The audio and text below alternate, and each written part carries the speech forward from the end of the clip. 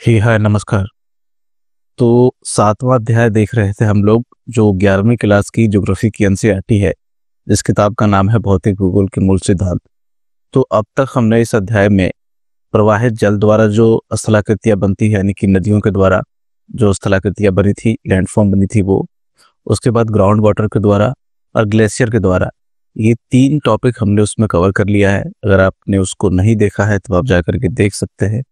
जब भी मैं आपको बोलूं पिछली वीडियो के बारे में, तो एक बार उसका लिंक जो है आप नीचे डिस्क्रिप्शन में चेक कर लीजिएगा, या फिर आप सीधे चैनल पे जाकर के प्लेलिस्ट सेक्शन में जाकर के भी आप उसको देख सकते हैं।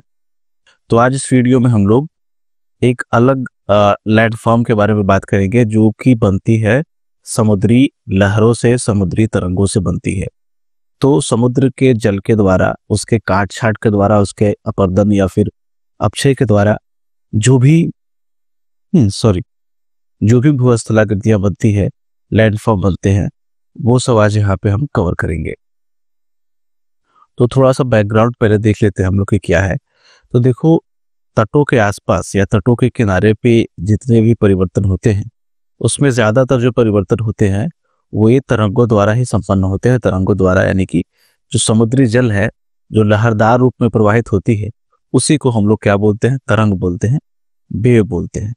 जब तरंगों का अवनमन होगा, यानी कि जब ये तट से टकराएगी, तो जो जल का एक भारी पुंज होता है वो तट पे क्या करेगा, अगर ये तट है तो इस पे बहुत जब ये जल यहाँ से टकराएगा तो इस पे दबाव डालेगा और यहाँ पे काट छाट करता है, ये अपरदन वगैरह करता है। और ये जब अपरदन होगा यहाँ पे चट्टानों का, तो कहीं ना कहीं यहीं पे निक्षेपण भी होगा। तो तटों पे अपरदन भी होता है, तटों पे ही निक्षेपण भी होता है। तो दोनों प्रक्रियाएं यहाँ पे जो है वो साथ साथ चलती है। ठीक है। और तरंगे जब लगातार यहाँ पे प्रवाहित होती रहती है और यहाँ पे चोट करती रहती है, तो इससे काफी इफेक्ट पड़ता है। इससे अभूतपूर्व प्रभाव पड़ता है। प्रवाह हो गया, यहाँ पे प्रभाव होगा। ठीक है। सिंपल समझिए कि तरंग ही है जो तटों पे सर्वाधिक क्रियाशील कारक है, और इसी के द्वारा वहां पे स्थल रूप बनते और बिगड़ते हैं। तो अब हम देखेंगे कि उसके द्वारा कौन कौन से स्थल रूप बनते हैं। तो दो तरीके हर बार मैंने आपको बताया है कि एक तो अपरदन के द्वारा बनेगा, तो उसको अपरदित स्थल रूप बोलेंगे, और एक है कि आपका निक्षेपण के द्वारा बनेगा, तो उसको निक्षेपित स्थल रूप बोलेंगे, यानी कि डिपोजिशनल लैंडफॉर्म। तो सबसे पहले हम लोग इरोजन के द्वारा जो बनते हैं, इरोजनल लैंडफॉर्म मतलब अपरदित स्थल रूप, वो देखते हैं। तो ये सारे हैं, इन सबको आइए डिटेल में एक एक करके देखते हैं। तो सबसे पहला है भृगु, यानी कि क्लिफ और वेदिकाएं। ठीक है। तो देखो, कुछ तटों पे क्या है ना कि जो अपरदन क्रिया है वो काफी ज्यादा मात्रा में होती है। कुछ तटों पे जो है वो निक्षेप की क्रिया वो है ज्यादा मात्रा में होती है। तो वैसे तट जहाँ पे अपरदन जो है एक सबसे इंपॉर्टेंट प्रक्रिया है, वहां पे दो मुख्य आकृतियों का निर्माण होता है। उसमें से एक है तरंग घर्षित भृगु, यानी कि वेव कट क्लिफ, और दूसरा है वेव कट प्लेटफॉर्म या फिर वेव कट वेदिका, यानी तरंग घर्षित वेदिकाएं जो है, इसी को हम लोग बोलते हैं। तो दोनों क्या है? तो भृगु देखो क्या होता है कि जब आप किसी तट के सहारे आप देखेंगे और वो सीधे आपको वहां से सीधे समुद्र का पानी दिखाई पड़े, कोई यहाँ पे कोई रेत का जमाव, कोई बीच बीच ना दिखाई पड़े, तो इसको हम लोग क्लिफ बोलते हैं। क्लिफ क्या होता है?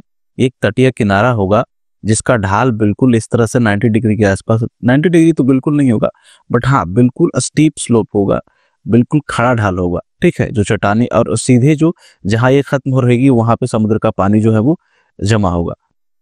तो इसको जो है हम लोग क्लिफ बोलते हैं, भृगु बोलते हैं। जब आप ये पश्चिमी तटों पे आप जाएंगे तो बहुत सारे आपको जो बीच मिलते हैं, जो समुद्री इलाके मिलते हैं, वहां पे क्लिफ बीच नाम आपने सुना होगा। इससे केरल में एक जगह है बरकला, कभी मौका मिले तो आप जाइएगा।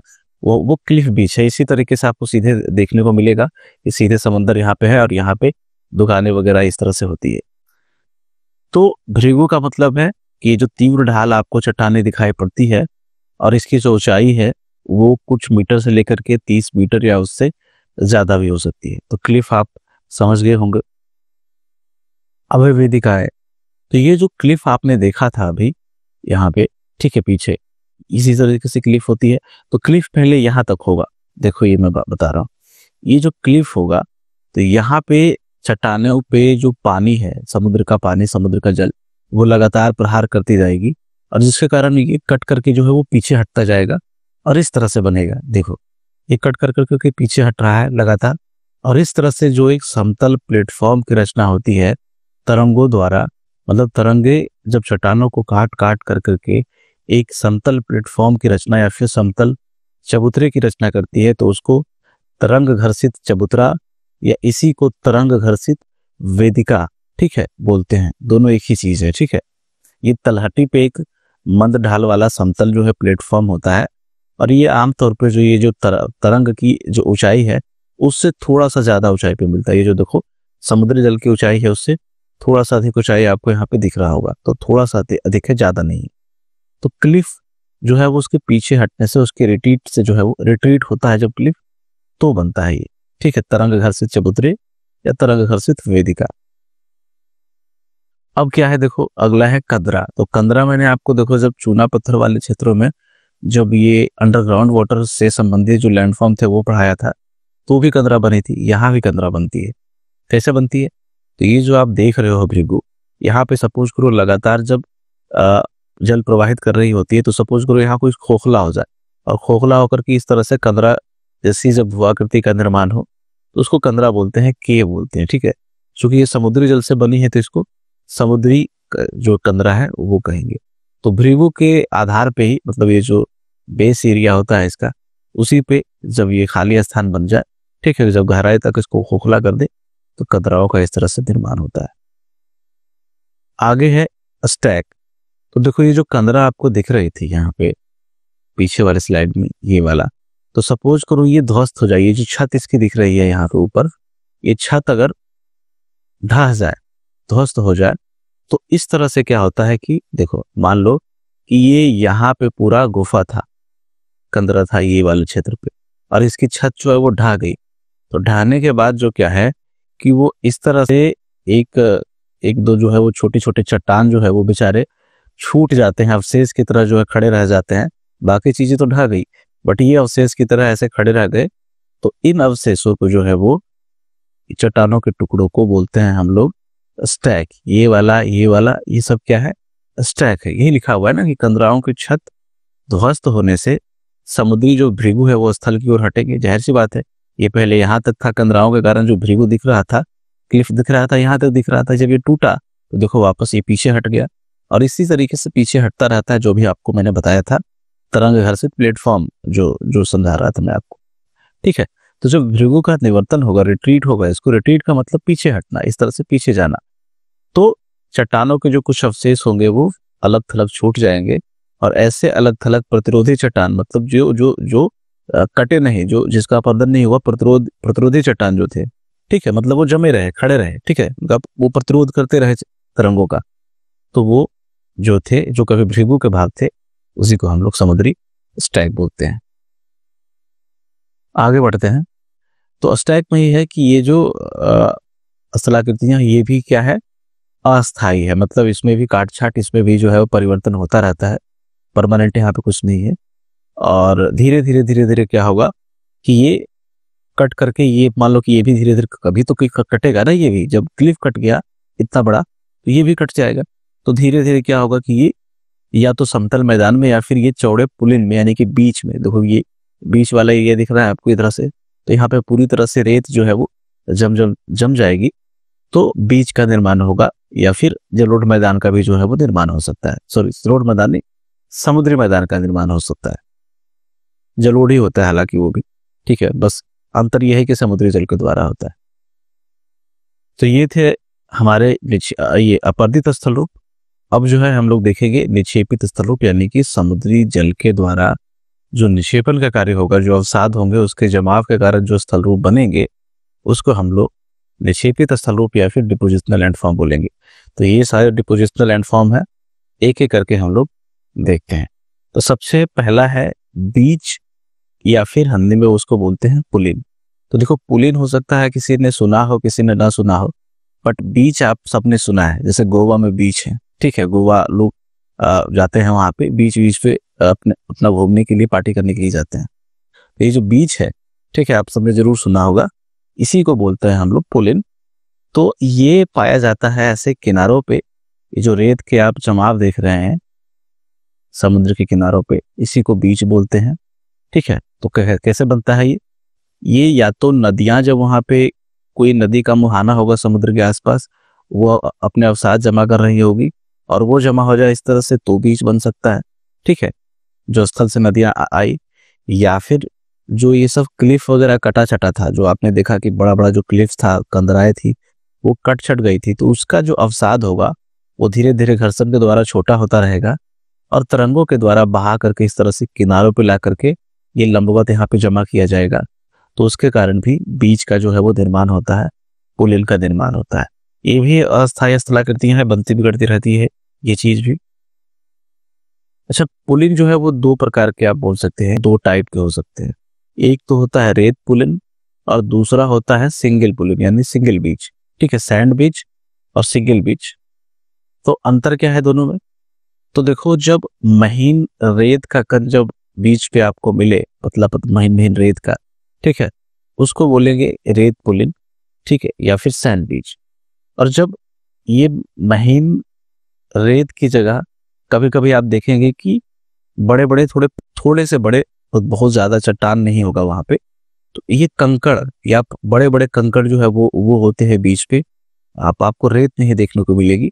ठीक है, तो उसके कारण जो बीच बनता है उसको सिंगल पुलिन बोलते हैं। इन छोटे छोटे जो टुकड़े आप देख रहे हैं उसको सिंगल ही बोलते हैं और इसके कारण जो बनता है उसको सिंगल पुलिन बोलते हैं। और ये जो छोटे छोटे टुकड़े आप देख रहे हैं उसको रेत ही बोलते हैं, तो रेत के कारण रेत पुलिन बनता है। ठीक है, तो अधिकतर पुलिन जो होते हैं वो रेत वाले होते हैं, सिंगल पुलिन थोड़े कम मात्रा में पाए जाते हैं, ये आपने बहुत कम देखा होगा। आगे बढ़ते हैं हम लोग, 1 मिनट।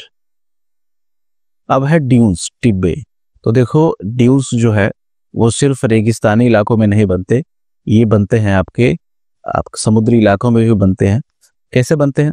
बालू कहाँ से आया? तो रेत कहाँ से आया? रेत जो आपने बताया मैंने आपको कि जो बीच पे जो रेत का जमाव पाया जाता है, वही रेत का जमाव जब पवन के द्वारा उड़ा करके जब बीच के पीछे, ये पुलिन के पीछे यहाँ पे लहरदार रूप में जब जमा कर दिया जाए, तो उससे जो भू आकृति बनती है, संरचना बनती है, उसको हम लोग ड्यून्स बोलते हैं, टिब्बे बोलते हैं। ठीक है, तो ये तटरेखा के समानांतर कटकों के रूप में जो है वो बनते हैं और तटों पे देखे जा सकते हैं। ये खास करके ये तटों के पीछे होते हैं, पुलिन के जो है वो पीछे होते हैं। आगे बढ़ते हैं। अब है रोध और रोधिका, बार्स एंड बैरियर्स। ये क्या होता है? देखो, तो ये जो आप ये जो संरचना देख रहे हो इसको बोलते हैं हम लोग खाड़ी या बे। ठीक है, तो कह रहा है कि समुद्री अपतट पे, अपतट क्या होता है? एक तो तट हुआ, ये जो तट है जो समुद्र के किनारों से लगा हुआ क्षेत्र है उसको तट बोलते हैं। किनारों से दूर जो हिस्सा होता है समुद्र का उसको अपतट बोलते हैं। ठीक है, ऑफ शोर बोलते हैं। शोर मतलब किनारा, ऑफ शोर मतलब किनारों से दूर, यानी कि समुद्र में जो हिस्सा होगा उसको ऑफ शोर बोलेंगे। ठीक है, तो समुद्री अपतट पे तट के समानांतर पाई जाने वाली रेत और सिंगल की जो कटक होती है उसको हम लोग बोलते हैं अपतट रोधिका। ये जो आप देख रहे हो ये है आपका अपतट रोधिका। ठीक है, सैंड बार इसको बोल सकते हैं या फिर ऑफशोर बार बोल सकते हैं, क्योंकि ये रोधिका बनी है समुद्र से दूर, तट से दूर, अपतट पे, इसीलिए इसको बोलेंगे अपतट रोधिका। ठीक है, अब रोध रोधिका क्या है?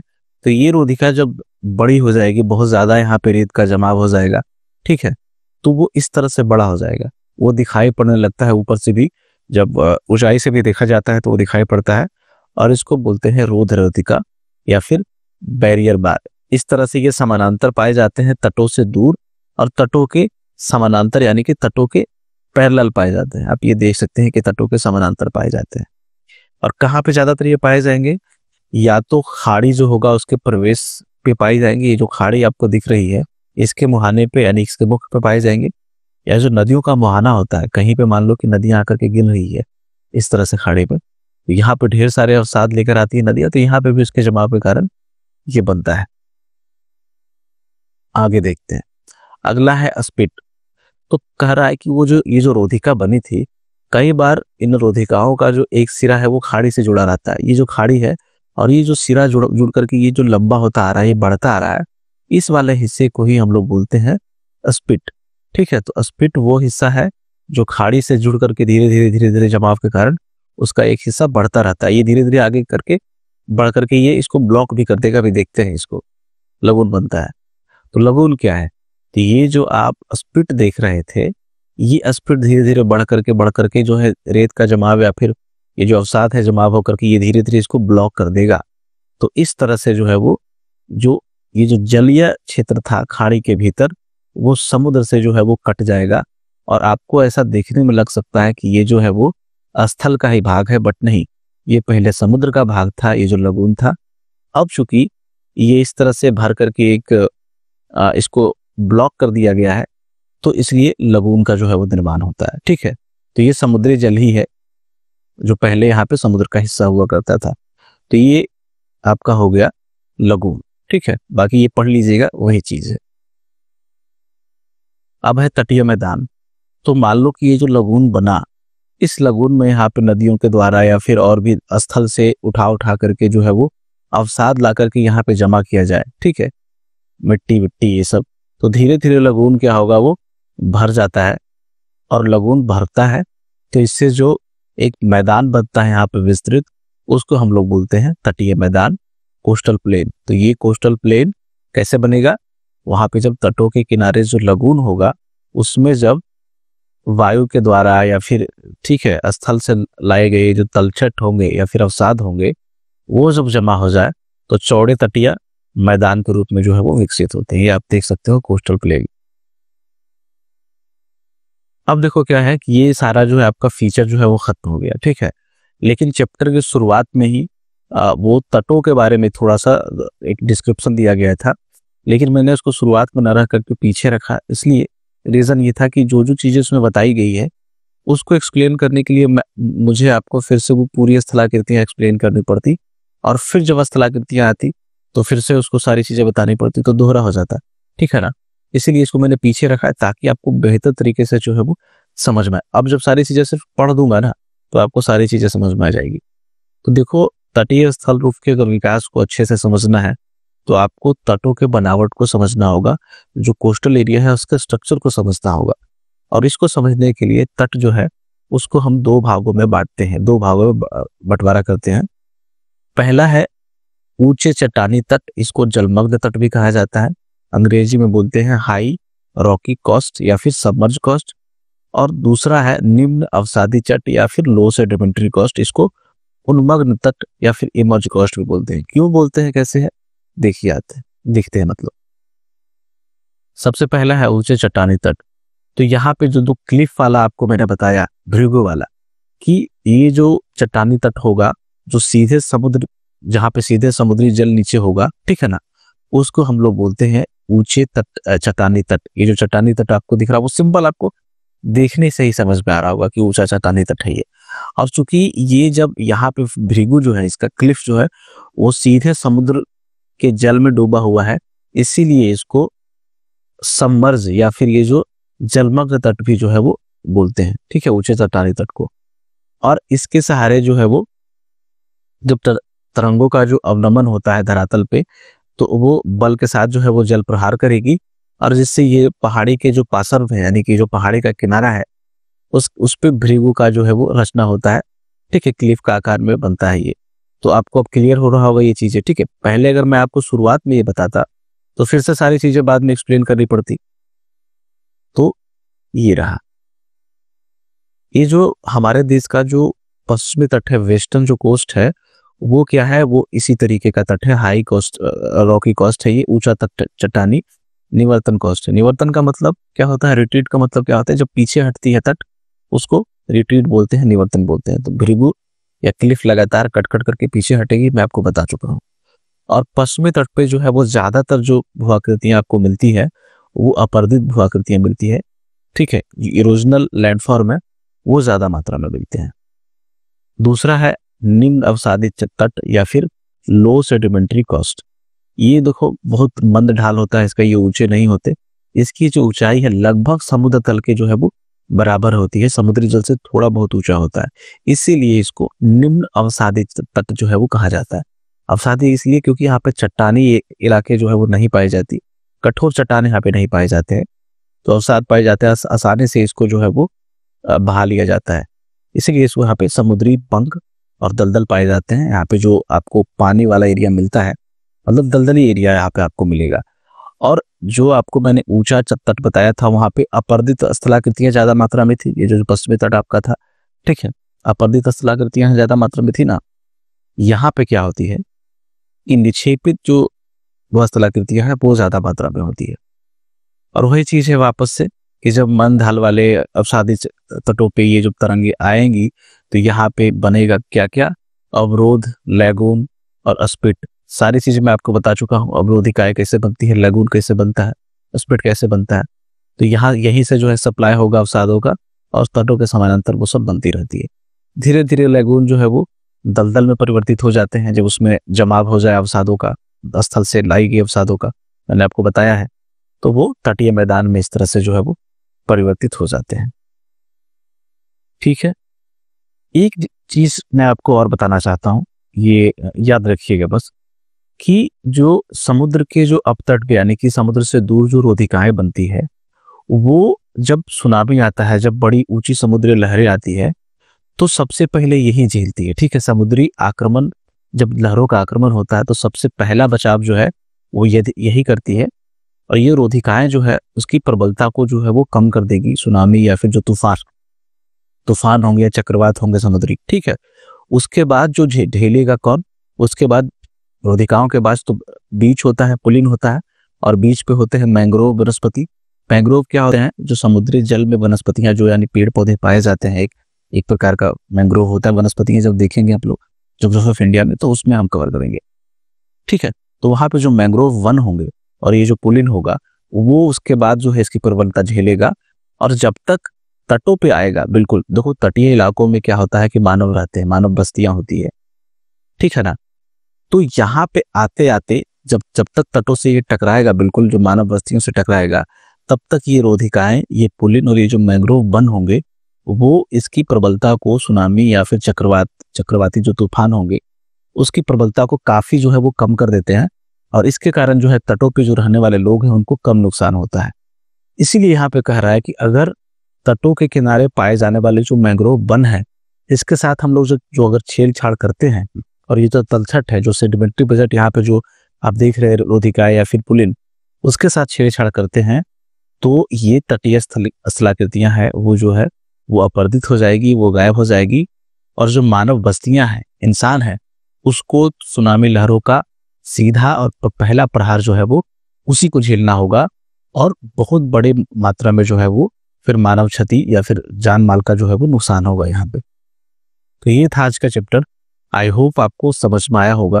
तो अगर कुछ चीजें ना समझ में आए तो आप नीचे कमेंट में जो आपकी क्वेरी है वो आप लिख सकते हैं, अपने सुझाव भी लिख सकते हैं कमेंट सेक्शन में।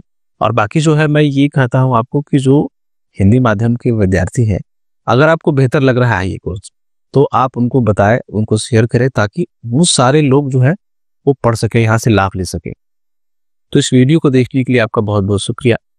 Thanks for watching.